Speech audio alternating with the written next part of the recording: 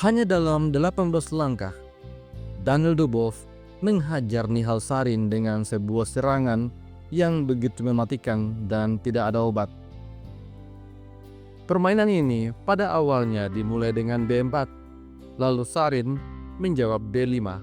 Setelah itu, gambit menteri C4. Nihal Sarin memilih untuk menerima gambit, kemudian kuda F3, lalu kuda F6. Setelah itu, E3, gajah siap makan pion.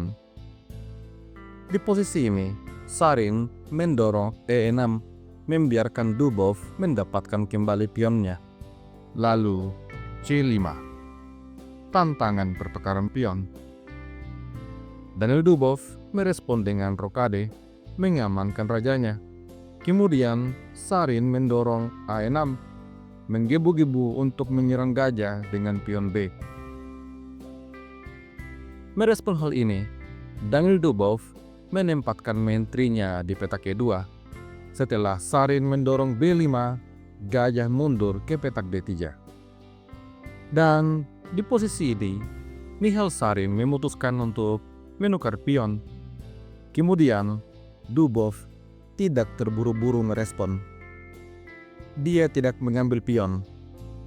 Di posisi ini, Dubov melihat bahwa Raja Nihal Sarin masih berada di tengah. Oleh karena itu, dia membongkar sayap menteri dengan A4. Nihal Sarin kemudian merespon dengan pion makan pion. Kemudian, Daniel Dubov memukul pion. Hal ini membantu benteng untuk aktif dan bersiap menyeberang ke sayap raja. Pada posisi ini, alih-alih memukul pion, Nihal Sarin justru memainkan gajah E7. Dia bersiap untuk rokade. Hal ini membiarkan Dubov mengambil pion dengan benteng.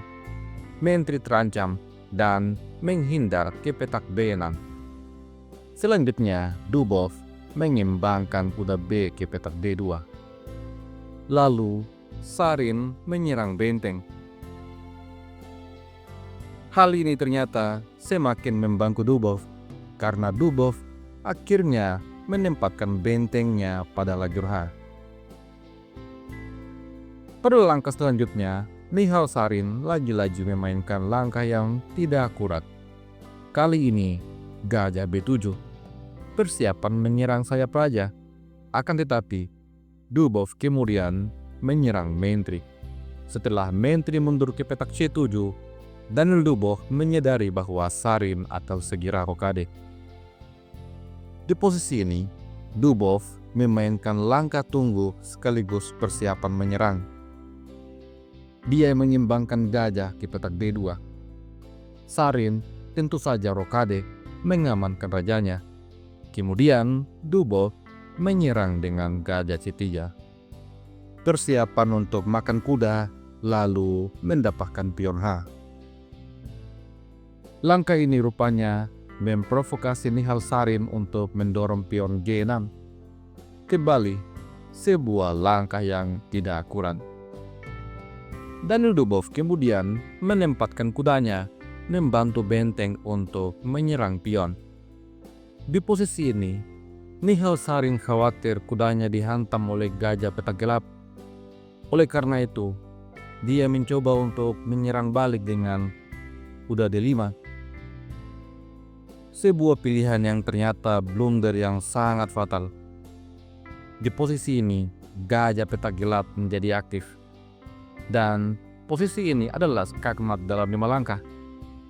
Silakan pause sejenak dan temukan langkah yang dimainkan oleh Dubov yang membuat Nihal Sarin langsung menyerah seketika.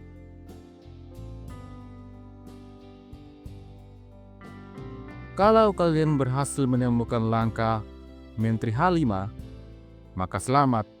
Itu artinya kalian sudah selevel dengan Dubov. Nihal Sarin langsung menyerah karena posisi ini adalah skakmat dalam 4 langkah. Apabila pion makan menteri, maka gajah makan pion. Skakmat. Jika sekarang Benteng F geser, membiarkan raja untuk lari, maka menteri akan makan pion. Setelah raja lari, menteri H8 kembali skakmat. Apabila kuda mundur ke petak F6, mencoba untuk menjaga pertahanan sekaligus menyerang menteri, maka terlebih dahulu gajah makan kuda, gajah makan gajah, menteri makan pion, dan skakmat.